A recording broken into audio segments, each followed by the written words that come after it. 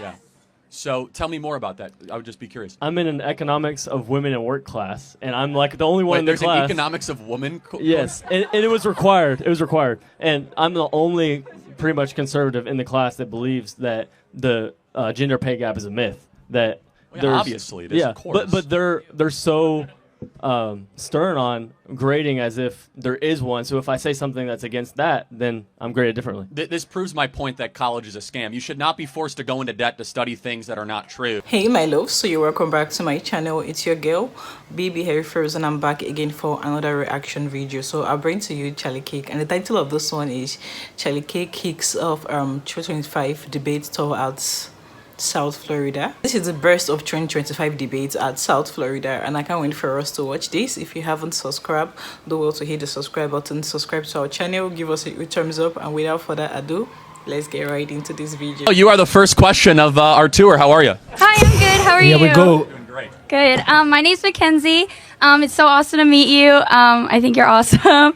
I was just wanted to ask, since college is a scam, what should we do if we have to go to school to get a degree? Like, I want to be a social worker, so I need a degree. How can I make the best of my experience here if I'm getting scammed? Well, you're already doing it. I mean, look, just so everyone understands my perspective, if you have to go to college, go to the least expensive option available and get through as quickly as possible.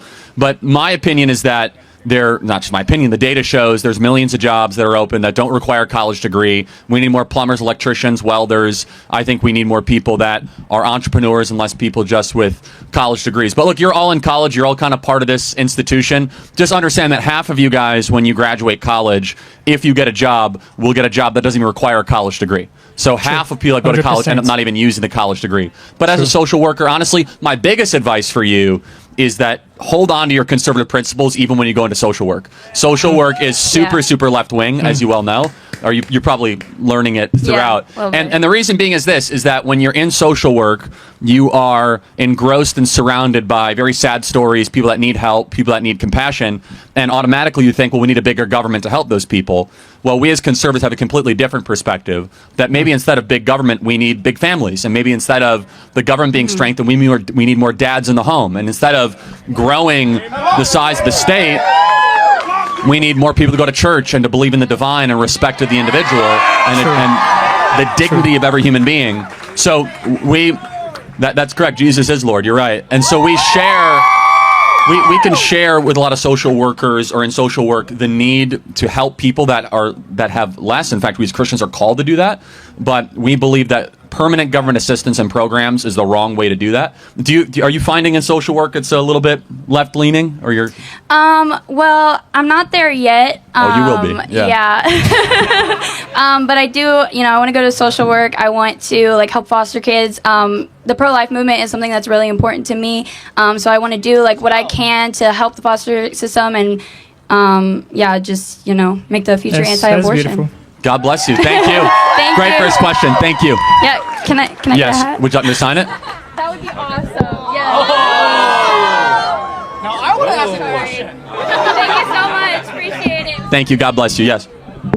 Hey Charlie, during the 2016 Republican primary, when Trump got booed on stage, he famously said that's all his donors and special interests, and that the only reason that they're not loving him was because he doesn't want their money, but rather wanted to do what's best for the American people. He also tweeted out in 2015, Sheldon Adelson is looking to give big dollars to Rubio because he feels he can mold him into his perfect little puppet. I agree. In 2024, not only has Trump appointed Little Marco as his Secretary of State, but has also accepted $100 million in political contributions from the widow of the very same donor who he called out in 2015. Miriam Adelson, yeah. Miriam Adelson.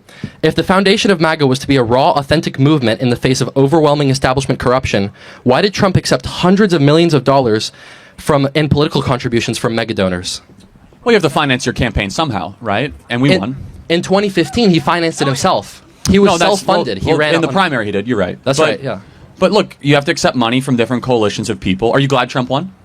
To some extent, yeah. Okay. To what extent are you not happy he won?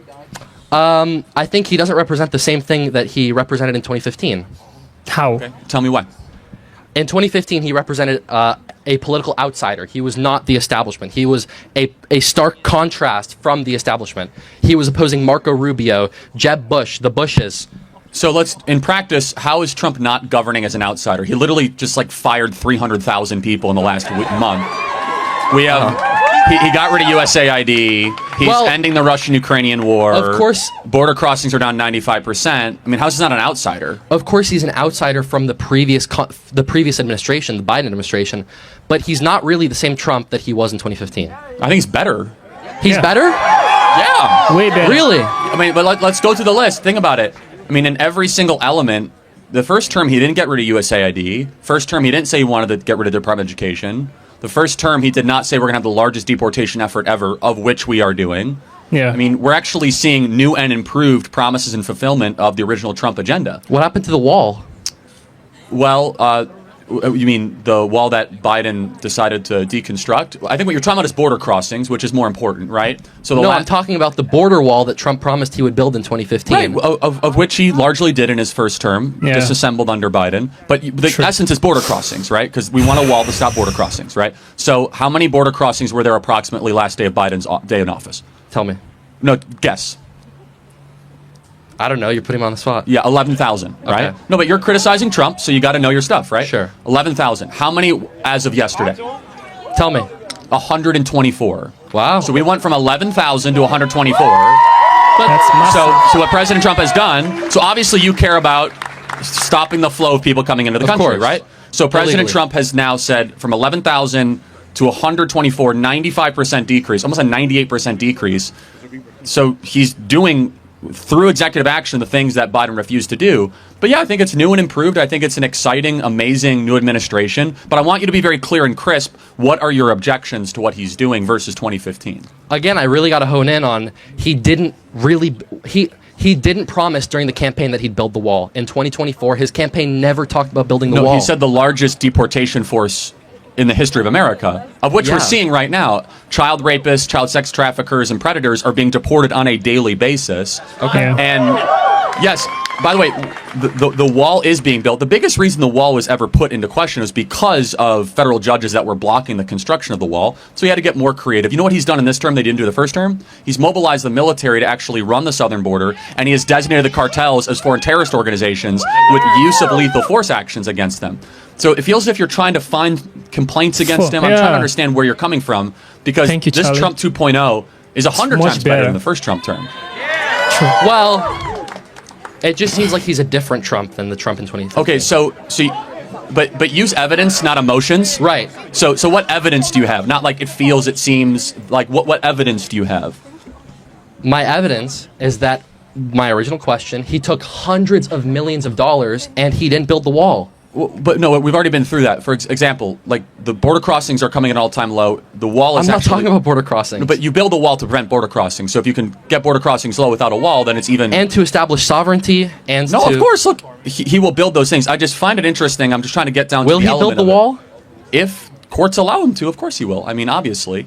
But he has the biggest mandate that he will ever have. And he is fulfilling it every single day. So, did He's you trying vote his for Trump? best.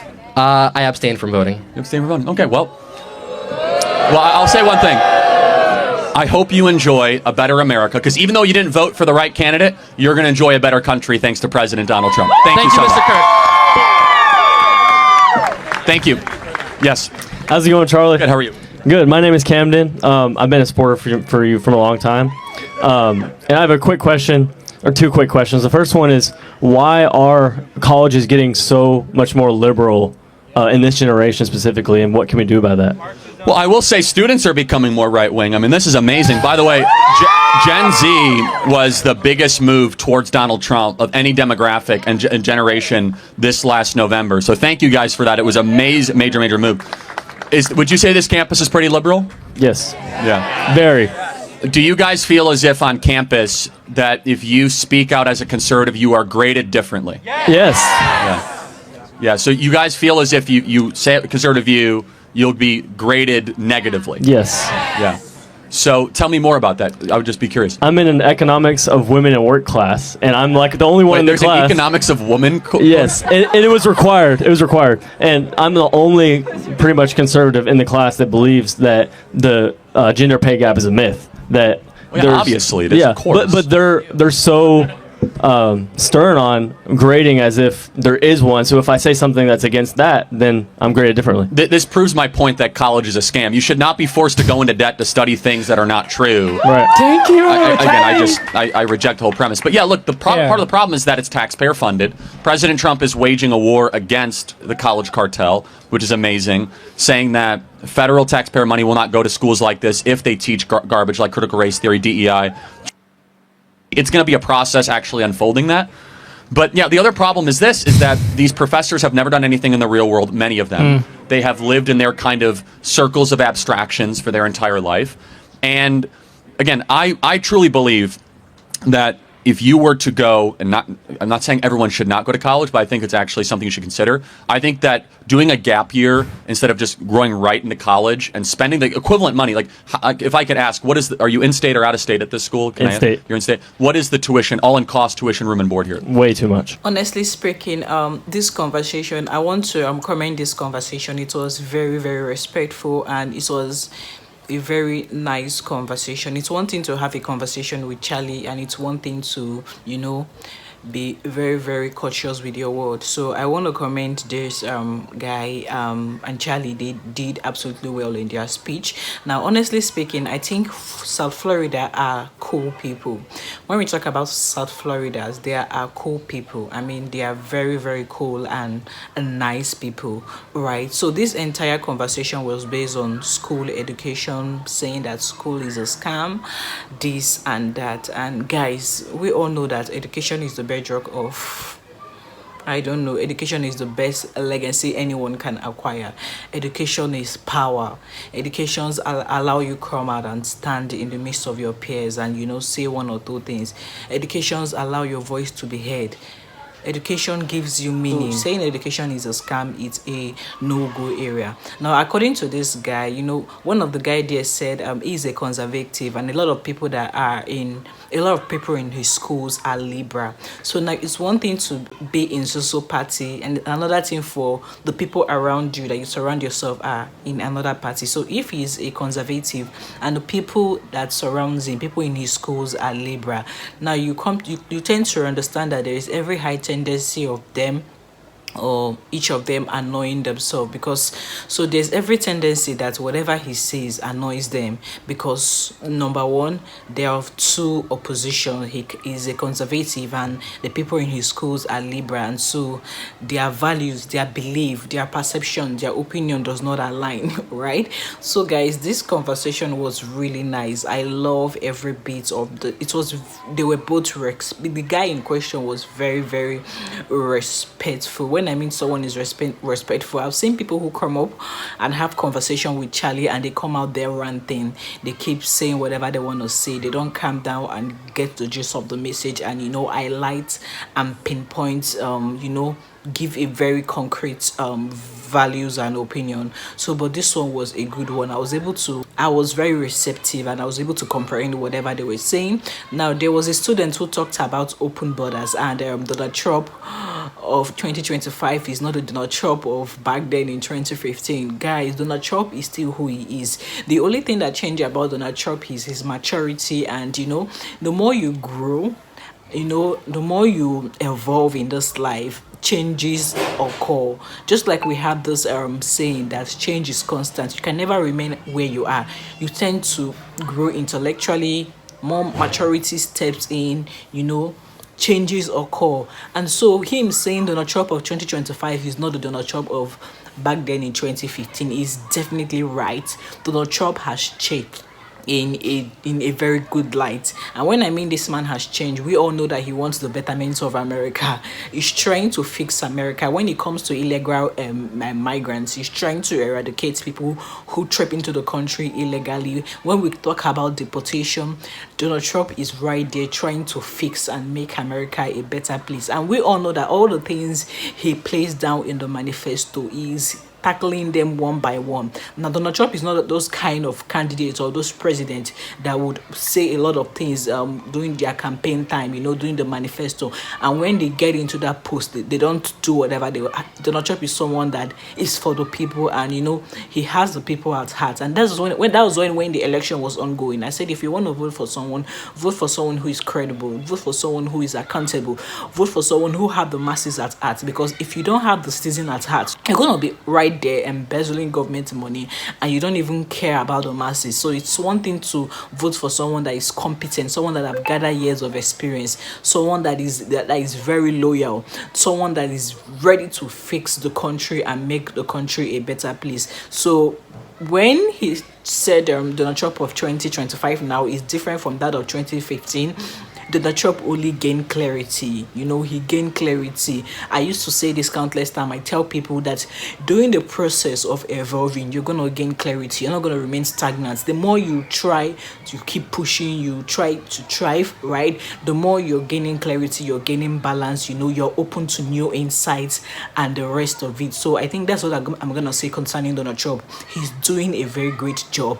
Illegal immigrant deportation is trying to fix every loophole in America, and we all know, I kid you not. Now, if you check the statistic, we know that 75% of out of 100%, 75% of America speak well about Donald. Right now, it's one thing for the masses to talk or give a good recommendation about a particular person. It shows that there is an some of good deed the person has done, why he was once a ruler or a leader of the country, right? So he's trying his best to do everything that he said in the manifesto, and guys, I kid you not. So thank you so much for watching. It's still your girl, Baby Harry First React, and you're welcome to my channel.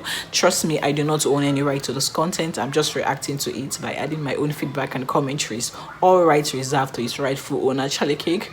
I want to thank you so much. Thank you for having the citizen at heart. Thank you for being a very good activist. Thank you for always advocating for what is right for Americans. Like people like you are rare. You didn't go to college, but you're very intellectual, you're very sound upstairs. Thank you so much for this privilege to listen to you. And yeah, this is my own review based on this particular topic, right? Thank you so much. If you haven't subscribed, do also hit the subscribe button.